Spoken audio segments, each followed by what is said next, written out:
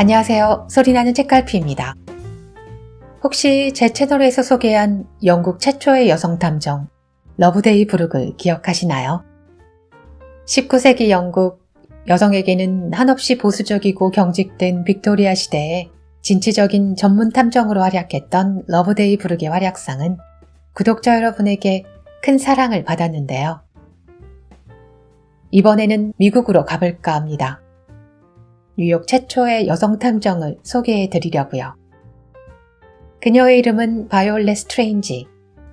1900년대 뉴욕 상류층 가문의 딸로 막 사교계에 데뷔한 이 어린 숙녀는 사교 파티장에서는 사랑스러운 아가씨로, 사건 현장에서는 날카로운 추리력의 탐정으로 두 가지 얼굴을 보여주는데요. 탐정 바이올렛 스트레인지를 창조해낸 여성 작가 안나 캐서린 그린은 미국 미스터리 소설계의 어머니로 불리웁니다. 작가가 처음으로 쓴 추리소설 레벤워스 살인사건은 법적 근거 명확한 추리와 잘 짜여진 플롯까지 갖춘 수작으로 평가받으며 그 오래전인 1878년 출판 당시 무려 15만 부나 판매되었다고 합니다. 이 소설 속 탐정 캐릭터는 아서 코난 도일의 탐정 셜록 홈즈보다 8년이나 앞섰다니 과연 미국 미스터리 소설의 어머니라고 불리울 만하죠. 추리소설의 여왕으로 널리 알려진 작가 애거서 크리스티 역시 안나 캐서린 그린이 쓴 추리소설들을 인상 깊게 읽고 이후 작품을 쓰는데 큰 영향을 받았다고 밝혔답니다. 시대를 앞서간 미국 추리소설 작가의 손에 창조된 미국 최초의 여성 탐정이라니 이번 오디오북도 기대가 되시려나요? 비록 모자란 실력이지만 이번 소설집도 열심히 번역과 의역 작업을 해서 차례차례 소개해볼까 합니다. 자, 그럼 저와 함께 1900년대 초 미국 뉴욕으로 시간여행을 떠나볼까요?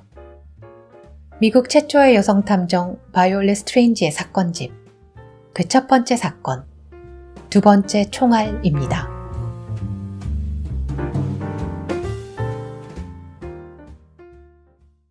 탐정 바이올렛 스트레인지, 첫 번째 사건, 두 번째 총알. 프롤로그. 저기 있군요. 있을 줄 알았습니다. 오페라 무대 바로 오른쪽 박스석에 앉은 저 3명의 숙녀 중 한 명입니다. 뉴욕 최상류 클럽 회원인 중년 신사는 남자가 그렇게 말하며 가리킨 방향을 쳐다보았다. 그러고는 다소 놀란 음성으로 말했다. 숙녀라고? 네. 저기에는 프렛 가문의 두 자매와 스트레인지 가문의 딸 바이올렛 양 말고는 없죠. 그 말인즉슨. 그렇습니다. 저기 바이올렛 스트레인지 양이 의뢰인분을 도와줄 겁니다. 저 어린 아가씨라면 난 그녀의 아버지를 알고 있어. 그 가문이 여기 뉴욕에서 어느 정도의 위력을 떨치는지, 그리고 그 가문의 재산 역시 굉장한데, 더구나 최근 그녀는 뉴욕 사교계에 대비해 활발히 사교 활동 중이라고 알고 있어만. 그런 가문의 숙녀가 당신 사무소의 직원, 그러니까 탐정으로. 여기서는 말씀을 좀 자제해 주시죠. 저 역시 그녀의 신호는 철저히 함구하고 있으니까요. 사건을 조용히 해결할 사립탐정을 원하셨지요. 경찰의 도움을 꺼릴 만큼 내밀한, 귀한 따님의 문제고요. 그러니 절 찾아오셨을 겁니다. 사정을 들어보니 연루된 사람 모두 여성들 뿐이고 그녀들은 어린 데다 하나같이 상류층이고 그런 문제의 뒤를 캐는 일에 남자가 적당할까요? 아닙니다. 여성에는 여성, 가능하다면 젊음에는 젊음이지요. 저기 있는 유능한 어린 숙녀가 이 조건에 기가 막히게 들어맞는 아가씨죠. 네, 의문이 생기는 걸 알고 있습니다. 어째서 그녀가 자신의 특별한 두뇌를 이런 방면에 사용하는지. 글쎄요. 뉴욕 사교계에 성공적으로 진출할 만큼 아름답고 부유한 어린 숙녀가 왜 미스터리 해결에 전념하기로 했는지는 저 역시 아는 바가 없습니다. 제가 말씀드릴 수 있는 건 경께서 도움을 원하신다면 그녀가 그걸 충분히 해결할 만큼 유능하다는 사실뿐입니다. 사건을 의뢰한 중년 신사는 탐정사무소 소장이 가리킨 승려를 자세히 살피기 위해 다시금 그의 오페라 글라스를 눈가 근처로 들어올렸다. 무척 흥미롭군. 내 딸이 연루된 이번 사건은 서둘러야 할 일이오. 3일 후 내 저택에서 큰 파티가 열릴 예정인데다. 난 가능한 빨리, 적어도 일주일 이내 이번 문제가 무사히 해결되길 바랄 뿐이오. 내 딸의 미래와 가문의 명예를 위해서라도. 물론입니다. 그녀라면 가능할 겁니다. 그녀를 만나러 가기 전에 드릴 말씀이 있습니다. 그녀에게 인사를 건넬 때 오른손을 경의 왼쪽 어깨에 살짝 올리십시오. 그것이 신호입니다. 그녀가 그 인사에 답할 겁니다. 하지만 혹시 답하지 않더라도 실망하진 마십시오. 자기 일을 애써 원하지 않는 듯 행동하는 게 그녀의 독특한 점이거든요. 그러나 그녀가 사건에 조금이라도 흥미를 느낀다면 그땐 그 어떤 것도 그녀를 말릴 수 없을 겁니다. 하지만 무엇보다 이것 하나만은 꼭 기억해 두십시오. 어떤 상황에서도 그녀의 비밀을 흘려서는 안 됩니다. 이건 계약의 일부이니 명심해 주십시오. 고개를 끄덕인 중년 신사는 사립탐정 사무소장이 지명해준 승려 근처 오페라하우스 박스석으로 향했다. 그리고 세 번째 막이 올랐을 때 신사가 그녀의 옆좌석에 앉아 함께 이야기를 나누는 모습을 목격할 수 있었다. 그 후 일주일이 채 지나기도 전 탐정사무소 소장은 의뢰인인 중년 신사로부터 그녀가 성공적으로 사건을 해결해 주었다는 소식을 전해 들었다. 흐뭇한 미소를 머금으며 소장이 나직히 말했다. 우리의 작은 숙녀가 나날이 성장하고 있군. 때가 온 듯해. 상류층에서 벌어진 자잘한 사건 사고에 쓰이기엔 바이올렛 스트레인저 양의 능력은 너무나 아깝거든. 다음엔 보다 강렬하고 묵직한 사건을 맡겨야겠어. 제1장. 부인을 꼭 만나봐요. 아니요. 원치 않아요. 아주 불쌍한 여인이에요. 남편과 아이 모두를 한순간에 잃고 이제 그녀에게 남겨진 유일한 생계수단마저 잃게 생겼습니다. 바이올렛 양의 좋은 두뇌로, 그러니까 당신의 명석한 추리력이라면 죽은 남편의 자살 판결을 뒤집고 무효가 되어버린 생명보험금을 부인에게 되찾아줄 수도 있습니다. 그러나 바이올렛 양은 계속해서 고개를 가로주었다. 아니요. 원치 않아요. 죄송하지만 제가 할 수 있는 일이 아니에요. 그리고 그런 심각한 일을 맡기에 저는 너무 어리고요. 갓 사별한 부인에게 남겨진 생명보험금을 지켜줄 만큼의 나이는 됩니다. 그런 건 경찰에게 맡겨요. 경찰들은 아무런 도움을 주지 못했어요. 그럼 당신은요? 나 역시 마찬가지입니다. 그런데 제가 뭘 할 수 있다는 거죠? 바이올렛 양이 사라진 두 번째 총알을 찾아줘요. 그 총알만이 조지 해먼드의 죽음이 자살인지 타살인지를 알려줄 유일한 증거가 될 겁니다. 현재 그 불쌍한 여인에겐 기나긴 소송만이 기다리고 있어요. 그리고 그런 소송은 늘 그랬듯 결국엔 더 힘센 쪽, 보험회사의 손을 들어줄 테고요. 그러니 바이올렛 양이 해먼드 부인을 한번 만나서. 그래서 만나기 싫다는 거예요. 그 가여운 부인을 마주하면 그녀의 애절한 부탁에 못 이겨 실패할 게 뻔한 일을 저는 떠맡고 말 테니까요. 좀 더 쉬운 일을 주세요. 쉬운 일은 보수가 적습니다. 이 일에는 큰 돈이 걸려 있죠. 타살을 증명하면 보험회사가 거액의 생명보험금을 지급할 테고 바이올렛 양이 받게 될 보수 역시 큽니다. 보수가 크다. 무관심한 척했지만 그녀의 목소리에는 묘한 들뜸이 느껴졌다. 소장은 슬며시 미소를 띠며 그녀에게 액수를 기뜸했다. 바이올렛 양이 생각한 것보다 훨씬 큰 액수임이 분명했다. 그녀의 볼이 발글에 생기를 띠고 이상할 정도로 그녀가 조용해진 것을 보면 당신은 내가 이 사건을 해결할 수 있으리라고 생각하나요? 어느새 그녀는 열망을 숨김없이 드러내며 상대방의 눈을 뚫어지게 바라보고 이렇게 물었다. 그녀의 질문에 수장 또한 다소 놀란 마음을 감추지 못했다. 바이올렛 스트레인지 양이 탐정사무소를 처음 찾아왔을 때 수장은 그녀가 돈을 필요로 한다는 걸 눈치챘다. 그녀가 받게 될 의뢰 성공 보수금이 내키지 않는 일에 뛰어든 이유라고 바이올렛 양 스스로도 인정했다.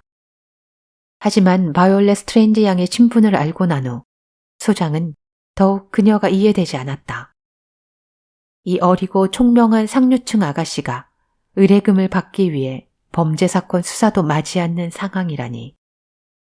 그는 바이올렛 양의 차림새를 훑어보았다. 단순한 디자인의 옷이지만 딱 보아도 값비싼 옷이었다. 그런 다음 소장은 그가 앉아있는 방 주변을 둘러보았다. 세심하게 고른 장식품 하나하나가 우아한 분위기와 잘 어우러지는 화사하고 훌륭한 응접실이었다. 다시 말해 그녀가 머무는 장소나 그녀 자체가 차원 높은 예술작품처럼 차분하고 세련된 느낌을 풍겼다. 1905년 뉴욕 상류층 자제로서 부와 혜택을 누리는 이 어린 숙녀가 대체 무엇이 부족해서 모두가 꺼리는, 더욱이 대단한 가문의 정숙한 여성이라면 생각조차 하지 못할 일에 뛰어든 걸까? 이런 의문이 든 것이 처음은 아니었지만 그녀로부터 제대로 된 답변을 들은 적도 없었고 앞으로도 들을 수 없을 것이라고 소장은 생각했다. 탐정사무소 소장이 제시한 이번 사건은 그녀가 그동안 맡아온 사건과는 차원이 달랐다. 그녀와 비슷한 수준의 상류층 내에서 발생한 그렇고 그런 시시한 사건이 아니었다. 그렇기에 높은 보수를 업종심에 호소하는 편이 이번 의뢰를 맡게끔 설득하는 데 도움이 될 거라 생각했다. 하지만 방금 전 바이올렛 스트레인지 양이 높은 보수금액에 반응하는 걸 보고 소장은 살짝 실망감마저 밀려오는 참이었다. 그때 바이올렛 양의 목소리가 소장의 귓가에 들려왔다. 아니에요. 확진하지 못할 일에 힘쓰기는 싫어요. 저 역시 그 사건은 신문을 통해 읽어봤어요. 아주 떠들썩한 사건이었으니까요. 그리고 남자는 살한 게 분명해 보였어요. 해먼드 부인 역시 남편이 최근에 잃은 돈이 많다고 인정하지 않았나요? 우선 그 해먼드 부인을 한번 만나보는 게 어떨까요? 경찰이나 신문기자가 다 알지 못한 이야기를 당신에겐 해줄지도 모릅니다. 그걸 어떻게 알죠? 스트레인지 양, 저를 믿어봐요. 바이올렛 스트레인지 양은 한동안 곰곰이 생각에 빠졌다. 그런 다음 마침내 그녀가 입을 열었다. 해먼드 부인에게 저를 찾아와 달라고 전해주세요. 오후 3시. 약속 시간은 꼭 지켜달라고 일러주시고요. 저녁에 꼭 참석해야 할 행사가 2개나 있거든요. 소장은 자리에서 일어났다. 바이올렛 양이 이번 사건 의뢰를 승낙해 주어 소장은 무척이나 만족했지만 티를 내지 않으려 애썼다. 소장을 배웅하기 위해 응접실을 나서는 바이올렛 양의 모습은 영락없이 부잣집 아가씨로 보일 뿐이었다. 최근 뉴욕 연애 파티에 성공적으로 데뷔한 사교계의 꽃. 파티장에서의 그녀는 쾌활하고 사랑스런 숙녀로만 보일 것이다. 어리지만 총명하고 날카롭게 사건을 바라보는 탐정 바이올렛 스트레인지의 또 다른 얼굴은 소장만이 아는 모습일 뿐. 소장은 다시금 그녀의 비밀에 궁금증이 일었지만 그 호기심 또한 최대한 티를 내지 않으려 애썼다. 그녀와의 계약서 제1조 1항은 늘 그녀의 신혼을 비밀로 엄수한다 였으니까. 제2장. 당시 뉴욕을 떠들썩하게 만든 그 사건을 요약하면 다음과 같다. 늦더위가 기승을 부리던 9월의 밤, 뉴욕 맨하튼 북쪽 끝자락에 위치한 대규모 아파트. 그곳에 살고 있는 젊은 손도스 부부는 쉴 새 없이 울어대는 이웃집 아기 때문에 결국 잠자리에서 일어났다. 짜증과 무더위를 식힐 겸 테라스 옆 창문을 활짝 열고 남편은 창가 옆에 앉아 담배를 피우고 아내는 창밖에서 불어오는 밤바람을 쐬고 있었다. 도통 이웃집 아기가 울음을 그치지 않자 잠은 이미 싹 달아났다. 젊은 썬더스 부부는 아이 낳는 것을 미루기로 결정한 게 얼마나 다행이냐는 등의 이야기를 나누던 중 날카로운 총소리를 들었다. 새벽 2시 아니면 2시가 조금 넘어선 시각이었을까. 남편 썬더스 씨는 위층에서 난 소리인가 하며 두리번거렸고 아내는 아파트 뒤편에서 난 총소리가 아닐까 하며 당황했다. 그러다 두 사람의 시선이 서로를 향했다. 이웃집 아기의 울음소리가 뚝 그쳤기 때문이었다. 주인은 곧 정적이 휩싸였다. 이웃한 아파트 전체가 모두 고요했다. 이상할 만치 고요한 주변 공기에 부부는 말 한마디 없이 서로를 빤히 쳐다보았다. 과연 방금 전 무슨 일이 일어난 걸까 궁금해하던 호기심은 이내 두려움으로 바뀌었다. 아내가 먼저 속삭였다. 아무래도 이웃 해먼드 부부에게 무슨 일이 생긴 것 같아. 가봐야 할까? 아내의 떨리는 목소리에 대답하려던 그때 아파트 아래에서 들려오는 외침 소리를 들었다. 부부는 창문을 열어둔 채 테라스 가까이에 서 있었기 때문에 아파트 근처를 지나가던 경찰이 2층에 살고 있는 썬더스 부부의 모습을 뚜렷하게 본 모양이었다. 거기 무슨 일 있습니까? 경찰의 목소리가 들렸다. 경찰 제복을 입은 경관임을 확인한 남편 썬더스가 바로 창밖을 내다보았다. 여기는 괜찮습니다. 하지만 가까운 곳, 아니 여기 아파트 어디선가 총소리를 들은 것 같습니다. 경관님이 올라와 주실 수 있을까요? 제 아내가 많이 놀랐을 뿐더러 이웃집에 이상한 기척도 느껴져 걱정이 됩니다. 아파트 계단을 올라오시면 제가 길을 안내하겠습니다. 경관은 고개를 끄덕이고는 재빨리 아파트 계단을 뛰어올랐다. 젊은 썬더스 부부는 서둘러 아무옷이나 걸쳐 입은 뒤 경찰을 따라갈 준비를 마쳤다. 경관이 썬더스 부부의 말에 따라 해먼드 부부의 집 초인종을 누를 무렵엔 아파트 내부 여기저기에서 소란이 시작되었다. 위층과 아래층 현관문이 열리며 이웃 사람들이 복도로 나왔다. 하지만 경관이 초인종을 누른 그 집의 문은 열리지 않았다. 경관은 한 번 더 길게 초인종을 눌렀다. 그러나 여전히 묵묵부답이었다. 세 번째로 초인종 벨에 손을 올리려는 순간 현관문 너머로 부스럭거리는 소리가 들리더니 마침내 알아들을 수 없을 정도로 잠긴 목소리가 들려왔다. 그리고 문이 천천히 열리더니 잠옷 위에 대충 겉옷을 걸친 한 여자가 모습을 드러냈다. 공포에 질린 듯한 여자의 표정이 경찰 제복을 입은 경관뿐 아니라 이웃 부부의 얼굴을 확인하고선 어느 정도 긴장이 풀린 모양이었다. 그녀가 겨우 토해내듯 이렇게 말했다. 여러분도 들었군요. 총소리가 저기 남편이 있는 방에서 났어요. 저는 너무 겁이 나서 차마 들어갈 엄두가 안 나고요. 부탁해요. 무슨 일이 생긴 건지 확인을 좀 해주세요. 제발요. 너무 조용해요. 조금 전만 해도 아기가 울고 있었는데. 썬더스 부인. 그렇게 말하며 해먼드 부인은 이웃 아내의 팔에 쓰러질 듯 안겼다. 남편과 아기가 있다는 침실 방문을 가리키던 그녀의 손도 이내 축 늘어졌고 그녀는 금방이라도 기절할 것만 같았다. 경관은 차분하게 해먼드 부인의 차림새를 유심히 살폈다. 분명 잠을 자다가 깜짝 놀라 서둘러 일어난 것으로 보였다. 경관이 물었다. 그럼 부인은 어디 계셨습니까? 남편분이나 아이와 함께 계셨던 건 아닌 모양인데 침실에 함께 있었다면 방에서 무슨 일이 있었는지 알 텐데요. 전 건너방에서 따로 자고 있었어요. 해먼드 부인이 간신히 대답했다. 몸이 좋지 않아서 다른 방에서. 제발 안으로 들어가서 무슨 일이 일어나는지. 아기가 저기 있어요. 어서요. 들어가요. 어서요. 해먼드 부인은 어디서 힘이 난 건지 이내 몸을 일으켜 세웠다. 얼굴은 놀랄 만큼 창백했지만 부릅뜬 두 눈은 불타오를 듯 했다. 자신의 아이를 생각하자 없던 용기가 생긴 듯 했다. 경가는 더 이상 캐묻지 않았다. 해먼드 부인이 다시금 침실 쪽을 가리켰고 경가는 곧바로 그 문을 열려고 했다. 하지만 문은 안으로 잠겨 있었다. 경관이 부인을 힐끗 돌아보니 해먼드 부인은 어느새 바닥에 쓰러질 듯 다시 웅크리고 있었다. 경관은 문을 두드리며 안을 향해 문을 열라고 소리쳤다. 아무런 대답이 없었다.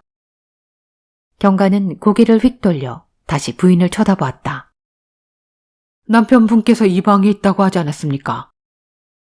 해먼드 부인은 고개를 끄덕이며 간신히 대답했다. 네, 제 아이도요. 경관은 다시 고개를 돌려 귀를 기울이더니 손더스 씨에게 손짓했다. 문을 부수고 들어가야 할 것 같군요.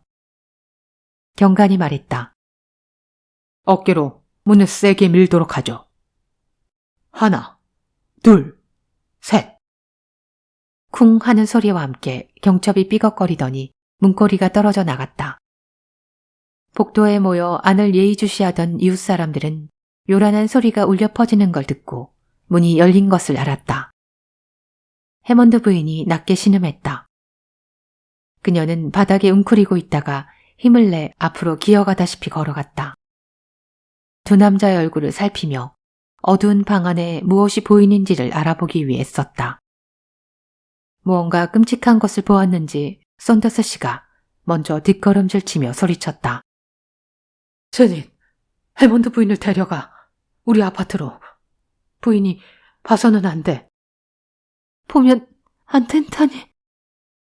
썬더스 씨는 어느새 곁에 서 있는 해먼드 부인을 내려다보고는 자신의 말이 허사가 되었다는 사실을 깨달았다. 부인은 아무 말 없이 온몸이 굳은 채 방안과 그를 번갈아 보며 서 있었다. 부인의 눈에 두려움이 서려 있었고 그 모습을 본 썬더스 씨는 인간의 고통이 얼마나 깊어질 수 있는지를 처음으로 깨달았다. 썬더스 씨는 곧 고개를 떨구었다. 그가 그저 본능만을 따랐다면 해먼드 부인의 의문과 고통이 교차하는 눈빛을 바라보는 대신 올라오는 구역질을 참지 못해 그 방을 뛰쳐나왔을 터였다. 한동안 멈춘 듯했던 방 안 공기가 해먼드 부인의 두려움과 고통이 뒤섞인 말 한마디로 마침내 깨어났다. 죽었나요? 그 누구도 대답하지 못했다. 어쩌면 대답할 필요가 없었다. 그럼 아기는요? 그녀의 외침은 모두의 심장을 얼어붙게 했고 그녀의 아파트 방 안팎에 서 있던 사람들의 영혼까지 뒤흔들었다. 참혹한 광경이 방 안에 펼쳐져 있었다. 남편과 아기는 나란히 누워 있었으며 두 사람 모두 손을 쓸 수 없이 이미 사망한 상태였다. 반듯하게 누운 아기의 작은 몸 바로 위에 아기 아버지의 육중한 팔이 올려져 있었다. 아버지가 먼저 쓰러지고 그 아버지의 팔에 눌려 아기가 질식한 것으로 보였다. 아기의 아버지는 새벽 2시경 이웃 사람들이 들었던 그 총소리의 희생자였다. 가슴팍에서 붉은 피가 흘러나와 있었고 그의 손에는 권총이 들려 있었다. 자살. 무서운 진실이었다. 썬더스 부인은 조심스레 방 안으로 들어가 비틀대며 쓰러질 것 같은 해먼드 부인을 감싸 안았다. 하지만 아무 말도 하지 못했다. 그 어떤 위로의 말도 지금의 그녀에겐 위로가 되어주지 못한다는 걸 그곳에 모인 모두가 알고 있었다. 하지만 해먼드 부인은 남편이 아닌 아기에게 몸을 던지더니 남편의 팔 밑에서 아기를 빼낸 뒤 아기를 껴안고 입을 맞추며 다급하게 의사를 불러달라고 소리쳤다. 경가는 부인을 말려야 된다는 걸 알고 있었지만 그럴 마음이 이내 사그러들고 말았다. 경가는 이미 아기가 사망했고 검시관이 오기 전에 아무것도 손대면 안 된다는 검시 규칙을 분명히 숙지하고 있었다. 그러나 그런 사실을 이해할 어머니는 세상에 없다는 사실조차 알고 있었다. 그렇기에 경관은 부인이 죽은 아기를 끌어안고서 바닥에 주저앉아 아기를 살리기 위해 갖은 노력을 다하도록 내버려 두었다. 그러는 동안 경관은 아파트 관리인에게 지시를 내렸고 의사와 검시관이 도착할 때까지 묵묵히 기다렸다. 해먼드 부인은 극도의 절망과 피곤으로 인해 퀭해진 눈으로 아기의 작은 몸을 들여다보며 쓰다듬거나 그 작은 얼굴을 끌어당겨 안기를 반복했다. 그때 의사가 들어왔다. 의사는 아기를 해먼드 부인의 품에서 조심스레 빼내 재빨리 아기를 아기 침대에 눕혔다. 그리고 잠시 후 의사는 해먼드 부인을 돌아보았다. 부인은 이웃 썬더스 부부의 부축을 받고 서 있었다.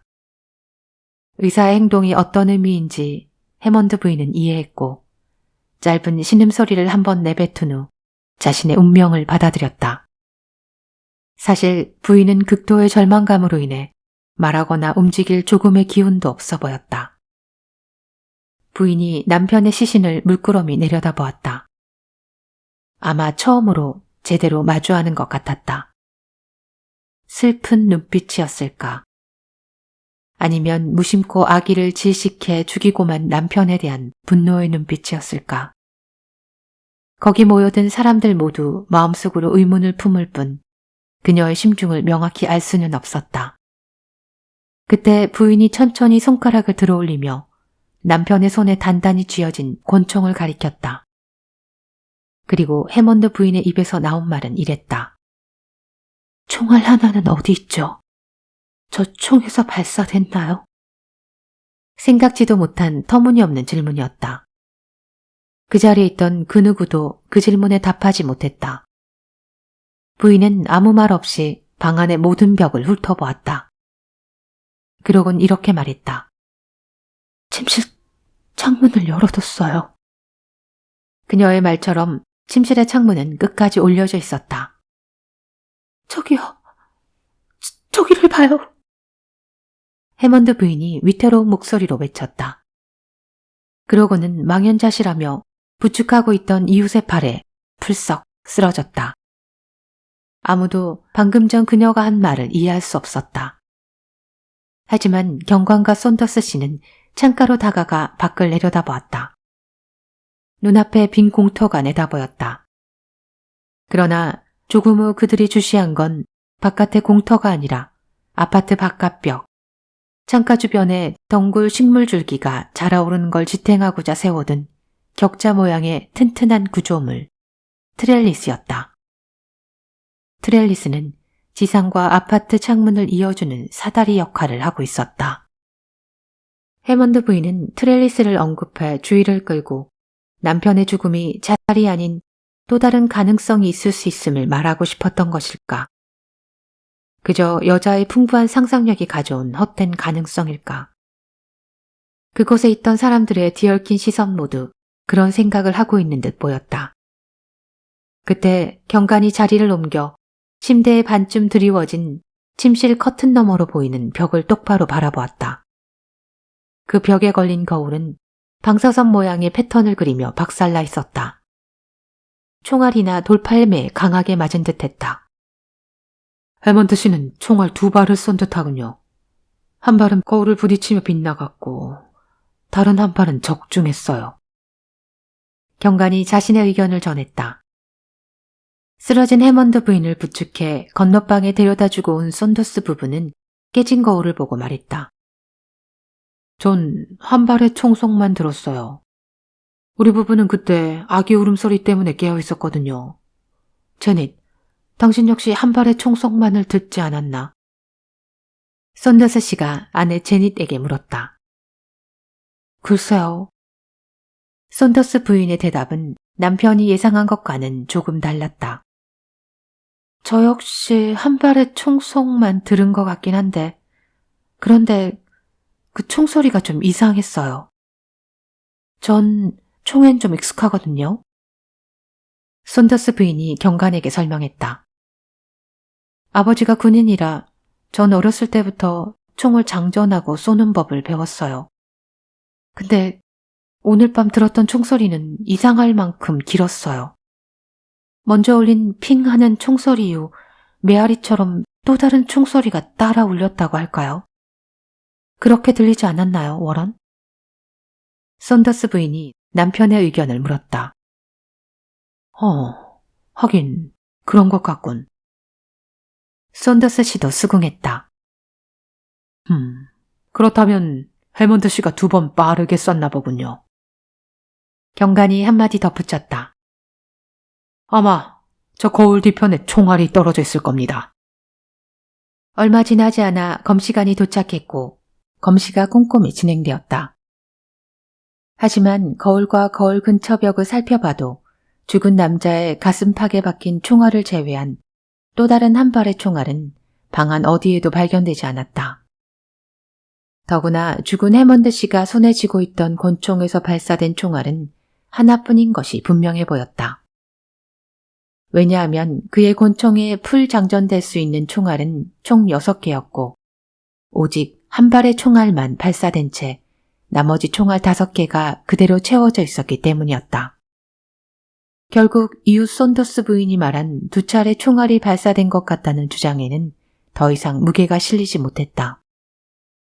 방사선 모양으로 금이가 깨져 있는 거울 역시 그 방에서 총이 2차례 발사됐을 가능성을 시사했지만 2번째 총알이 발견되지 않았기에 그저 묻혀버리는 듯했다.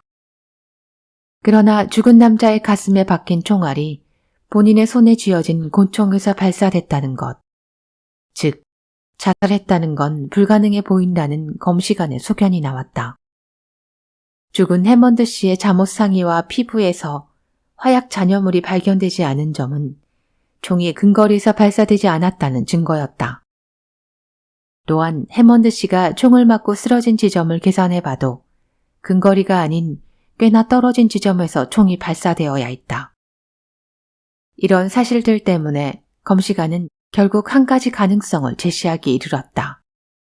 즉, 해먼드 씨의 가슴에 박힌 총알은 창 밖으로부터 발사된 것으로 보이며 해먼드 씨가 쥐고 있던 권총에서 발사된 총알은 창 밖으로 발사되었을 가능성이었다. 검시관은 세심한 사람이었기에 그 가능성에 따라 창문 밖 내다보이는 바깥 빈 공터도 수색해보기로 했다. 경관까지 참여해 수색을 펼치자 근처 모여든 이웃 중 하나가 그곳 주변을 한동안 배회하던 남자를 봤으며 그가 지난밤 서둘러 공터를 지나는 모습을 목격한 것 같다는 이야기가 나왔다. 그러나 세부적인 정보가 뒤따르지 않고 그 남자에 대한 설명이 구체적이지 못해 경찰의 주목을 더 이상 끌지 못했다. 하지만 해먼드 부인의 귀에 아파트 바깥에 목격된 사람이 있었다는 얘기가 전해졌고 무기력하게 누워있던 부인이 갑자기 큰 목소리로 외쳤다. 그래, 내 그럴 줄 알았어. 그놈이 창밖에서 조지를 쏜 거야.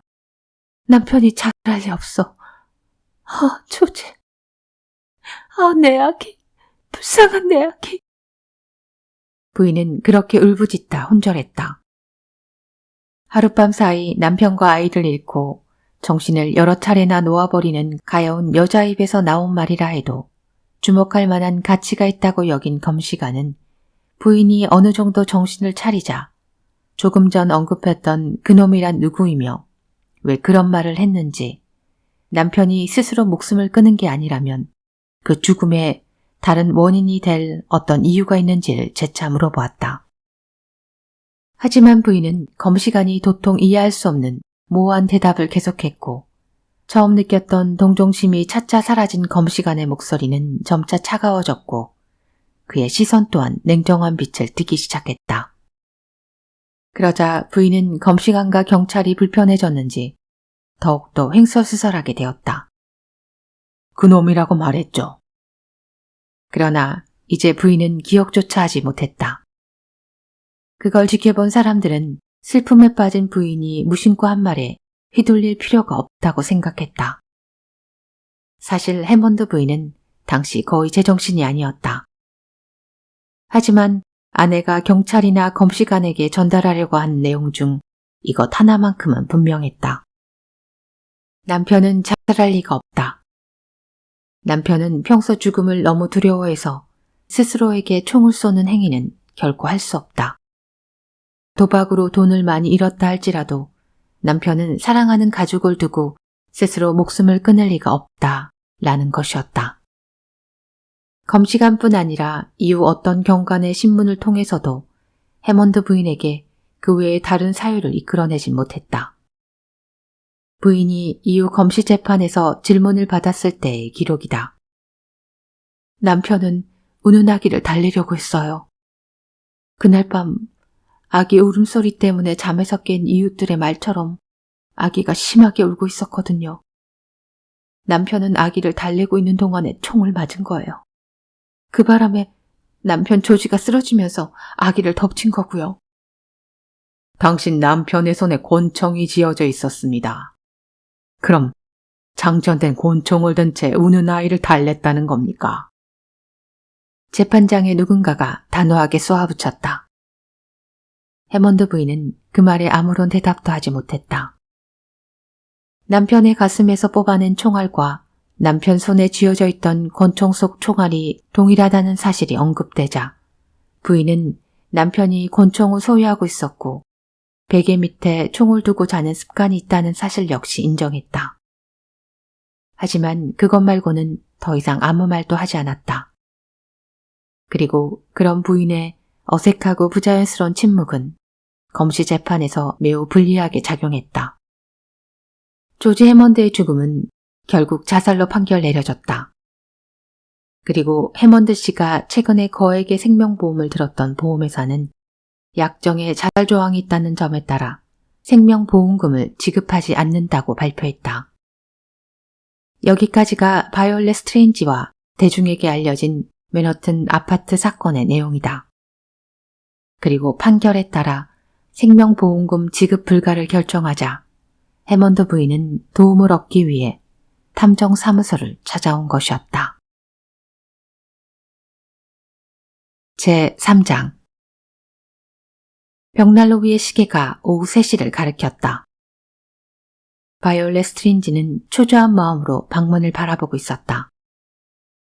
그때 부드럽게 문을 노크하는 소리가 들리더니 하녀가 바이올렛이 기다리던 손님을 방 안으로 안내했다. 해먼드 부인이신가요? 바이올렛이 손님을 향해 물었다.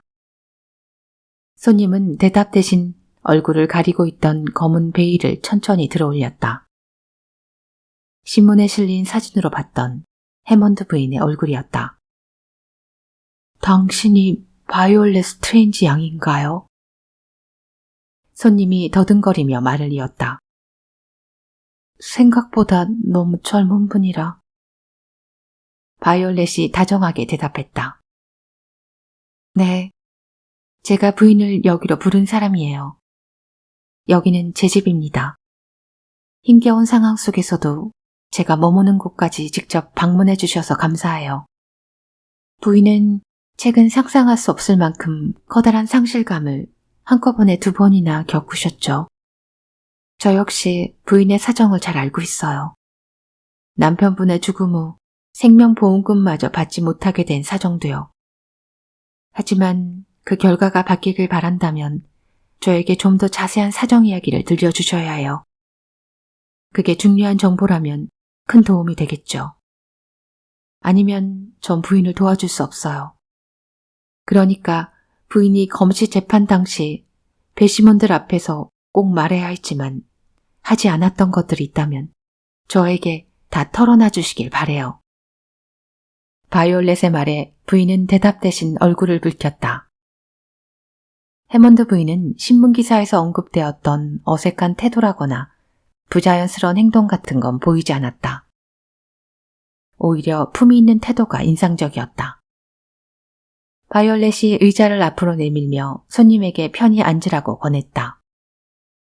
여기서라면 그 어느 것보다 안전하게 이야기를 나눌 수 있습니다. 저는 어떤 말이든 들을 준비가 되어 있어요. 제게도 비밀을 터놓을 친구가 있었다면 보통의 여성이라면 결코 엄두내지 못할 이 일을 하고 있지는 않을 텐데. 짐작하겠지만 전 비밀리에 탐정 일을 하고 있어요. 그러니 여기서 저에게 하는 말은 절대 새어나가지 않을 겁니다. 언제든 마음이 편안해지면 이야기를 시작하시면 돼요. 하지만 스트레인지 양은 제가 생각했던 것보다 더 어리고. 네, 경험도 부족해 보이겠죠. 또 뉴욕 사람들이 말하는 소위 사교계 일원인 게 겉으로도 드러나 보일 테고요. 그런 건 걱정 말아요. 경험 부족은 오래가지 않을 테고 제 사교계 활동은 이 일의 능률을 떨어뜨리기는커녕 오히려 도움이 되는 경우도 있으니까요. 이렇게 말하며 바이올렛은 밝게 미소 지었다.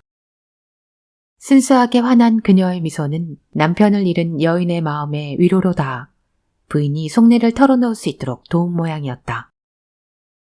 해먼드 부인이 마침내 말문을 열었다. 제 사정을 알고 있다고 했죠? 네. 하지만 신문에서 읽은 게 전부예요. 신문 내용 모두가 진실은 아니에요. 알아요. 하지만 검시 재판에서 보였던 부인의 어색한 태도가 부정적인 결과를 가져온 건 분명해 보이더군요. 난 뭔가를 감춰야 했고 그러다 보니 거짓말이 익숙하지 않은 저로선 재판 내내 자연스럽게 행동할 수 없었어요. 무언가를 감추어야 했다. 솔직히 말하지 않으면 좋은 인상을 주지 못한다는 걸 알면서도 그걸 밝히지 못한 사정이 무엇인가요? 대체 무슨 이유로? 그게 부끄러웠어요. 제 사정을 자세히 말하는 건 결국엔 저에게 손해가 될 거라고 여겼어요. 물론 지금은 그렇게 생각하지 않지만 그때는 그랬어요. 하지만 난 순식간에 가족 2사람을 잃었어요. 그 끔찍한 충격뿐만 아니라 그 죽음의 자책감마저 느끼고 있다는 건 꼭 알아줬으면 해요. 솔직하게 말하지 못한 사연이 무엇인지 말해줄 수 있을까요? 사실 그날 밤 저는 남편과 싸웠어요. 심하게 말다툼을 했고 그것이 제가 남편과 우는 아이를 두고 침실을 뛰쳐나간 이유예요. 그저 몸이 안 좋아서 아기를 달랠 기력이 없어서 건너방에서 잠을 청한 게 아니었어요. 그랬군요. 그날 죽은 해먼드 씨와 있었던 다툼 내용은 보험회사와의 소송에 도움이 될 내용일까요? 그런 건 아니에요. 하지만 우선 남편과 우는 아이를 남겨둔 채 다른 방에서 편히 잠들 만큼 매정한 엄마는 아니라는 거. 그리고 그 밤 부부싸움 때문에 남편이 자살한 걸로 보여진다면 그건 진실이 아니에요. 난 그저 내 안의 자책감을 당신에게 솔직히 털어놓고 그런 다음 남편이 절대 스스로 목숨을 끊은 게 아니라고 설득하려는 거였어요. 남편 조지는 스스로에게 총을 쏠 수 있는 사람이 아니에요. 그는 지나칠 정도로 죽음을 두려워했거든요. 이렇게까지 말하고 싶진 않지만 사실 남편은 겁쟁이였어요. 조금만 위험한 상황에 처하면 새하얗게 질리곤 했죠.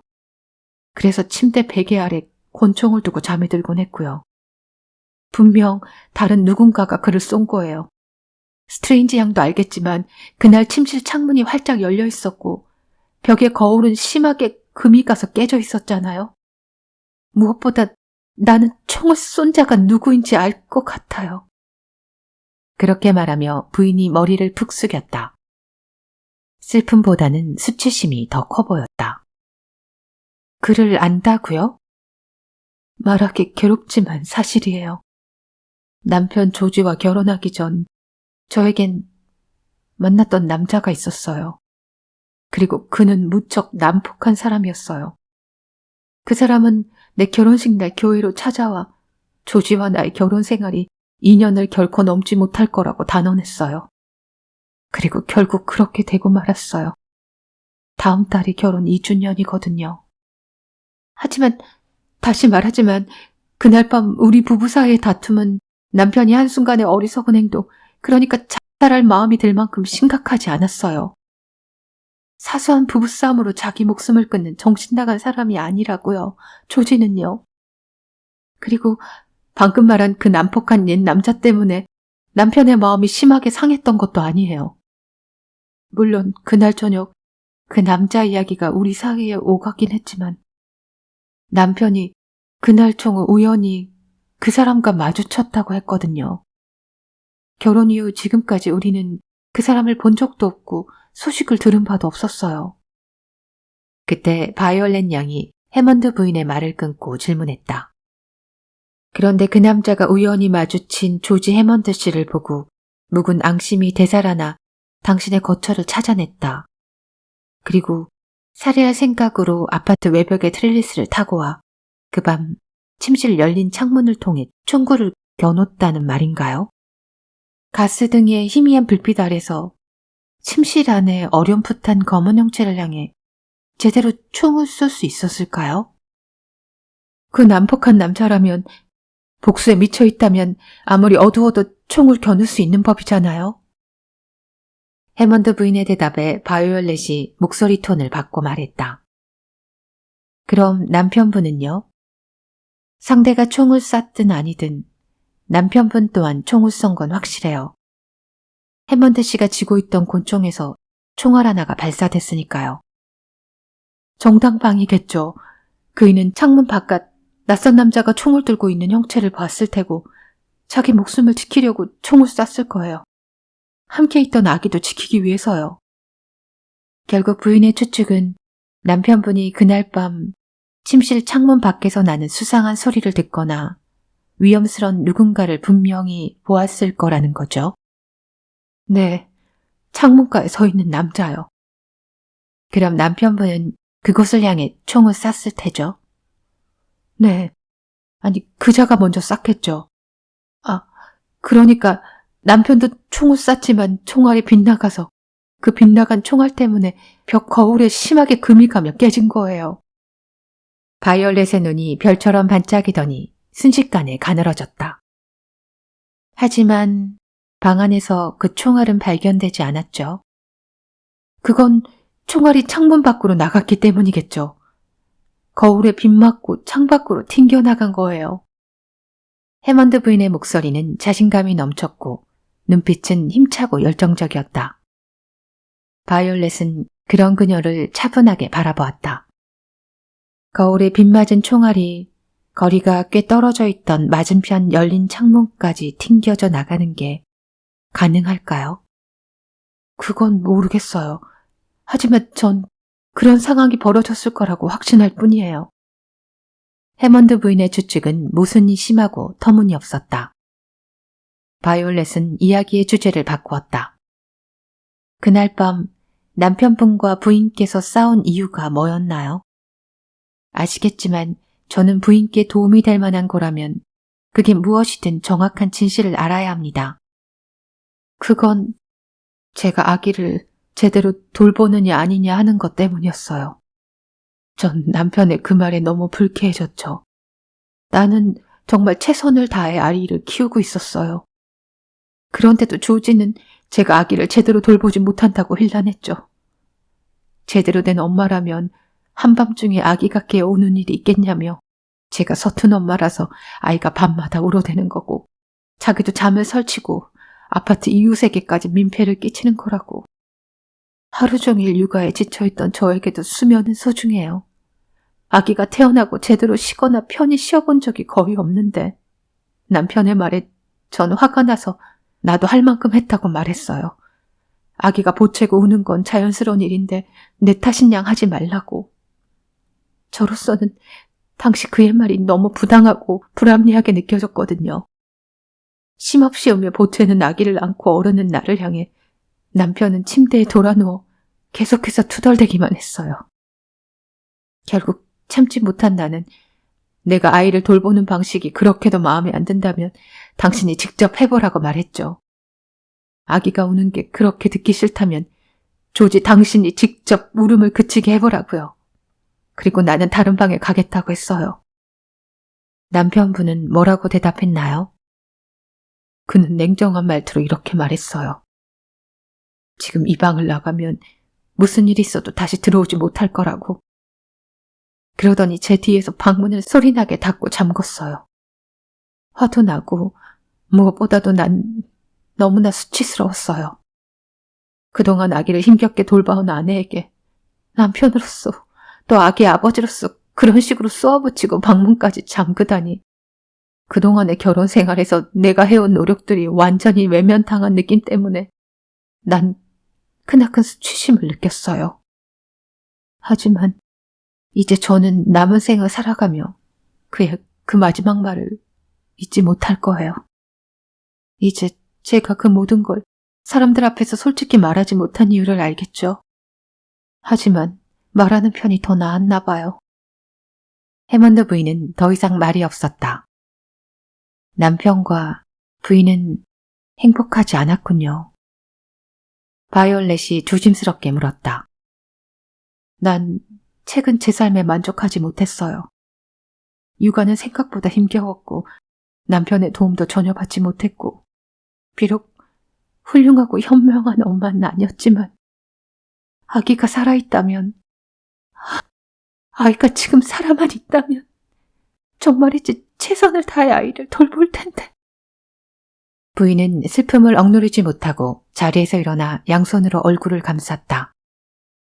바이올렛은 그런 부인을 보고는 몰래 한숨을 내쉬었다. 그런 뒤 조심스레 해먼드 부인에게 다가가 그녀의 어깨를 감쌌다. 부인, 이제 당신의 아기는 편안할 거예요.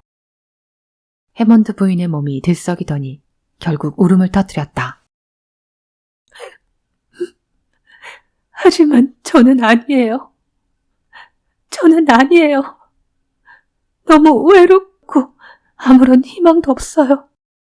내 슬픔과 고통을 토해낼 집도 사라지고 앞으로의 생계를 꾸려갈 그 어떤 가망조차도 없어요. 바이올렛 스트레인지가 말했다. 그래도 남편분이 남긴 게 있지 않나요? 한 푼도 없어요. 남편이 남긴 건 빚뿐이에요. 남편에게 빚이 있거든요. 제가 그 빚을 갚아야 해요. 아파트를 정리하고 빚과 소송 비용을 청산하고 나면 아무것도 남지 않겠죠. 남편 조지는 경제관념이 약한 사람이었어요. 겨우 벌어 겨우 먹고 산다는 사실 남들 앞에 숨기지 않았죠. 그래서 아기가 태어나자 주변 친구들로부터 생명보험이라도 가입하라는 권유를 받은 거고요. 친구들은 그의 낭비벽과 도박벽을 알고 있었으니까요. 이제 저에겐 남은 돈도 팔만한 제대로 된 보석도 없어요. 그저 저에게 남은 건 남편이 죽은 진짜 이유가 자살은 아니라는 굳은 확신뿐이라고요. 해먼드 부인, 아파트 벽 트렐리스를 타고 올라와 남편에게 총을 쏘았을 거라 짐작하는 그 남자의 이름은 뭔가요? 해먼드 부인이 그 남자의 이름을 말했다. 바이올렛은 당연히 처음 듣는 이름이었다. 그녀가 다시 물었다. 그것 말고 그 남자의 특징에 대해 덧붙일 만한 게 있을까요? 그는 아주 까만 편이고, 그리고 발등이 심하게 휘어 있어요. 이런, 정말 큰 실수를 하셨네요. 알아요. 전 어리석었어요. 제 말은 경찰에게 그 모든 특징들을 바로 알리지 않은 것이 커다란 실수였다는 거예요. 그런 눈에 띄는 특징들은 범인을 특정하는 데 아주 중요한 단서가 돼요. 검은 피부라던가, 특히 발등이 심하게 휘었다면 공터에 남은 발자국만으로도 알아볼 수 있죠. 그랬다면 그 남자는 그날 바로 잡혔을 수도 있었을 텐데. 저는 사람들 관심이 엄청나게 쏠려있는 사건에서 제 사생활을 털어놓는다는 걸 상상할 수도 없었어요. 게다가 결혼 전에 만났던 남자가 범인일 거라는 건 수치스럽고 저 혼자만의 추측이기도 하고, 그저 남편의 성격을 너무나 잘 알기에 그가 자살한 게 절대 아니라는 건 확신했지만 타살을 증명할 방법은 전혀 몰랐어요. 스트레인지 양은 아나요? 지금이라도 그걸 증명할 방법이 있을까요? 바이올렛 스트레인지는 부인에게 타살을 증명하려면 두 번째 총알을 찾는 것이 유일한 희망일 것이라고 설명했다. 하지만 이미 그 방은 검시관과 경찰에 의해 철저히 수색되었다. 그리고 총알의 흔적은 찾을 수 없던 터였다. 그럼에도 불구하고 바이올렛은 사건이 일어났던 현장, 바로 그 맨하튼의 아파트에 직접 가봐야겠다고 마음먹었다. 제4장 예정되어 있던 음악회와 파티로 바이올렛 스트레인지는 남은 하루를 정신없이 보냈다.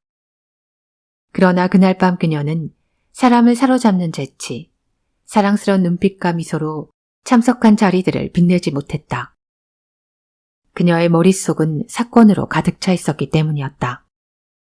연회장 반짝이는 샹들리에 아래 유난히 조용했던 그녀를 기억하는 사람이라면 맨하튼의 어두운 아파트 안 자정이 훌쩍 지난 시각, 희미한 가스등 불빛에 의지해 벽과 천장, 바닥을 자세히 살펴보는 그녀의 날카롭고 총명한 눈빛을 보고 놀라고 말 것이다.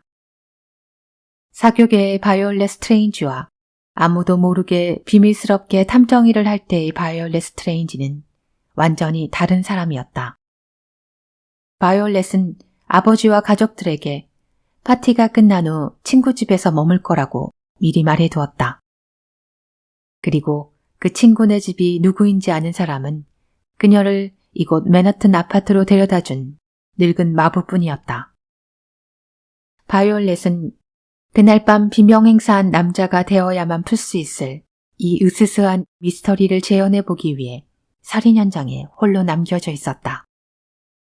마음속에 자기 생각을 애써 모두 지워버리고 그날 밤에 해먼드 씨가 되어 그가 생각한 대로 생각해보려 했고 칭얼대는 아기와 함께 방에 남겨진 겁쟁이 남자가 행동한 대로 움직이려 애썼다. 그날 밤 부부는 다투었고 아내는 참다 못해 방을 나갔다. 그는 방문을 잠그었고 일단 아기 침대로 다가가 울어대는 아이를 안아 올렸을 것이다. 아기는 계속해서 울고 그는 그래 아기를 안고 달래며 방 여기저기를 왔다 갔다 했을 거야. 바이올렛은 해먼드 씨의 마음속 깊은 곳에 도달하기를 염원하며 그가 했을 행동을 상상하며 똑같이 방을 맴돌았다. 아기가 누워있던 아기 침대로부터 시작해 방 여기저기를 돌아다니며 그가 총을 쏘았을 곳으로 예상되는 위치를 찾아다녔다. 총알이 거울을 비스듬히 맞고 창문 바깥쪽으로 튕겨나갈 수 있을 만한 위치 말이었다. 물론 그렇다고 해서 그녀가 해먼드 부인의 추측을 그대로 받아들인 건 아니었다. 단지 확인하지 않고 완전히 배제하기는 싫었을 뿐이었다. 그러다가 바이올렛은 의외의 곳에서 그 위치를 찾아내고 말았다. 거기는 남편의 시신이 누워있던 위치보다는 침대 머리맡 쪽, 그러니까 베개 쪽에 더 가까웠다.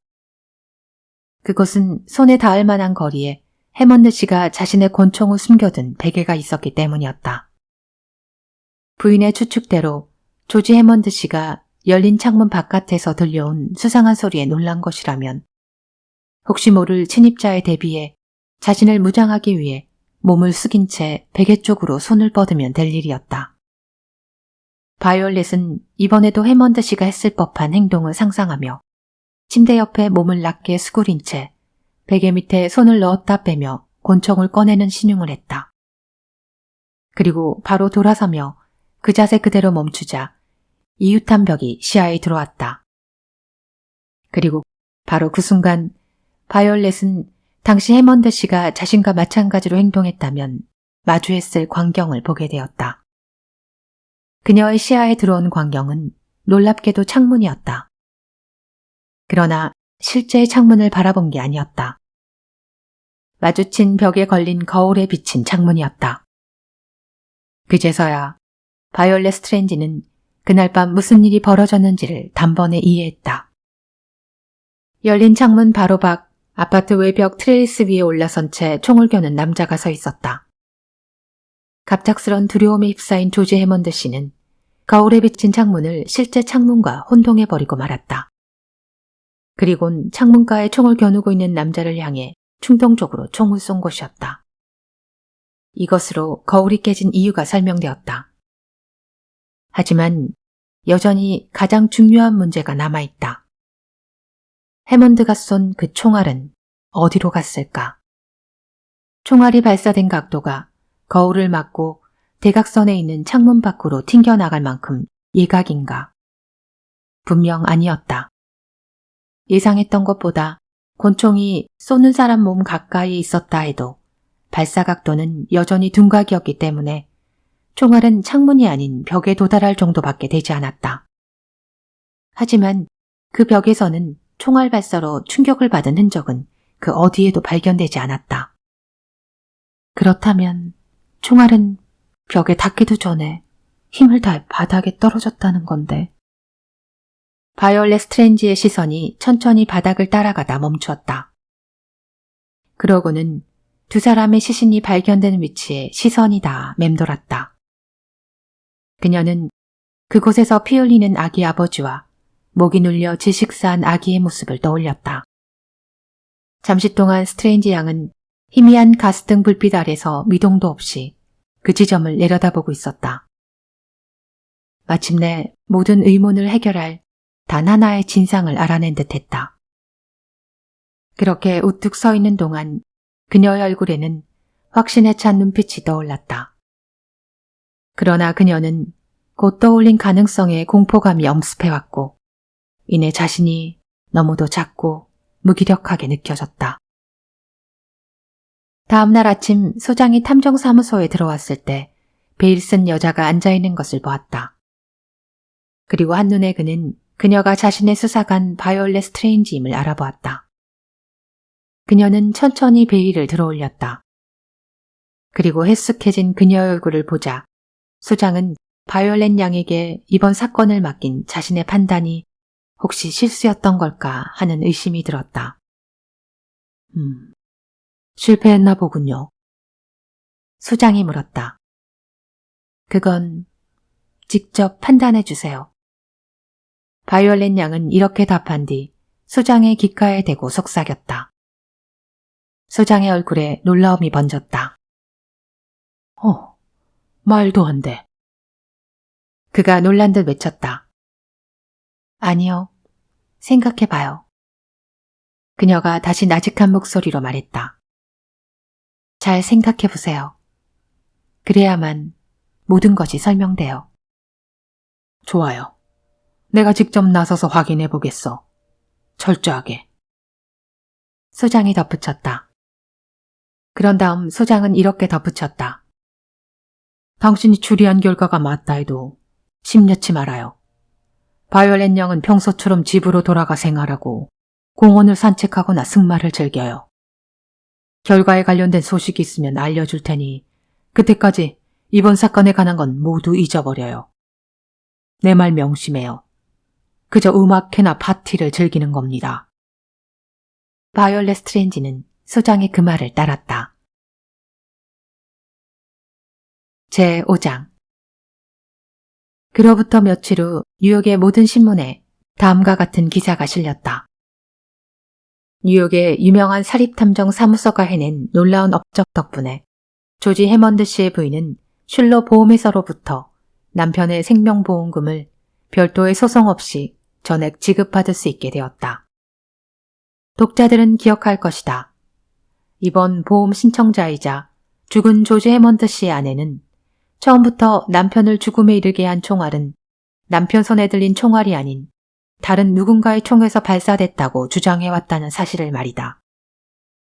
그녀의 주장을 입증할 만한 몇 가지 근거들이 있었음에도 불구하고 타살의 증거가 될 두 번째 총알이 발견되지 않았기 때문에 검시재판의 배심원들은 조지 해먼드 씨의 죽음을 자살로 판결하고 사건을 종료했다. 그에 따라 슐러 보험사는 생명보험금 지급을 거부했다. 하지만 의뢰받은 탐정사무소의 끈질긴 조사 덕분에 미스터리로 남아있던 두 번째 총알이 발견되었다. 논란이 되었던 그 총알은 과연 어디에 있었을까? 아마 세상 그 누구도 상상치 못했을 가장 놀라운 장소라고 감히 말할 수 있겠다. 총알은 바로 아버지와 나란히 바닥에 죽어있던 죽은 아버지의 팔에 목이 눌려 질식한 것으로 여겨졌던 아기의 목구멍에서 발견되었다. 탐정사무소가 밝혀낸 그날 밤 사건의 진실은 다음과 같다. 아기 아버지는 창가에서 들려온 수상한 소리에 아기를 급히 바닥에 내려놓은 다음 침대 머리맡에 숨겨둔 권총을 꺼내 들었다. 그리고 돌아서며 거울에 비친 창가의 범인을 보고 그걸 실제라고 착각해 거울 쪽을 향해 방아쇠를 당겼다. 총알은 거울 표면을 비스듬히 맞췄다. 이내 자신이 착각했음을 알아챈 해먼드 씨가 실제 창문 쪽으로 몸을 향하는 순간 창가에 서 있던 상대도 방아쇠를 당겼다. 그 결과 해먼드 씨 권총과 동일한 권총에서 발사된 총알이 해먼드 씨의 심장을 파고들었다. 범인은 목표물을 정확히 맞힌 데다 그 결과는 치명적이었다. 그에 반해 해먼드 씨가 쏜 총알은 빗나가 거울을 둔각으로 맞춘 뒤 바닥으로 떨어졌었고 마침내 그 근처를 기어가던 아기가 떨어진 총알을 집어들었다. 그리고 그 나이대의 아기가 너무도 당연하게 하는 행동 양식에 따라 아기는 총알을 자신의 입 안으로 집어넣었다. 방금 전 발사된 총알이 아기의 혀에 뜨겁게 느껴져서였을까? 혹은 가슴에 총을 맞은 뒤 마지막 힘을 다해 아기를 보호하기 위해 필사적으로 다가오는 아버지의 격렬한 몸짓을 보고 놀라서였을까? 이유가 무엇이든 아기는 총알을 빠르게 삼켰고 총알은 목구멍을 넘어가다 후두끝 좁은 기도에 걸려 아기를 질식시키고 말았다. 아기 쪽으로 가는 몸부림 끝에 목숨이 다하는 마지막 순간 아버지의 팔은 불행히도 아기의 목 바로 위로 떨어졌고 그 결과 경찰과 검시관은 단순히 아버지의 묵직한 팔에 눌려 아기가 질식사한 것으로 판단하고 말았다. 아기가 삼켜버려 사라진 총알과 아기의 목에 걸쳐진 죽은 아버지의 육중한 팔. 이러한 이례적인 우연들이 겹쳐 나타난 외적 정황들은 결국 경찰의 수사를 멈추게 만들고 자살 판결로 이어졌다. 하지만 탐정사무소의 이의 제기로 아기의 시신이 철저히 재검시되었고 아기의 후두에 박힌 총알이 발견되었다. 찾아낸 총알은 아기 아버지 해먼드 씨가 쥐고 있던 권총의 총알과 정확히 일치한 것으로 밝혀졌다. 끔찍한 살인사건이 자살로 묻혀 남은 생을 고통 속에 살 뻔했던 해먼드 부인에게 겉으로 드러난 정황 사실에 멈추지 않고 의문을 파헤쳐 진실을 밝힌 탐정이 있었다는 것은 크나큰 축복임이 틀림없다. 한 가정을 파멸로 몰고 간 진범의 체포 소식이 조만간 들려오기를 간절히 바라는 바이다.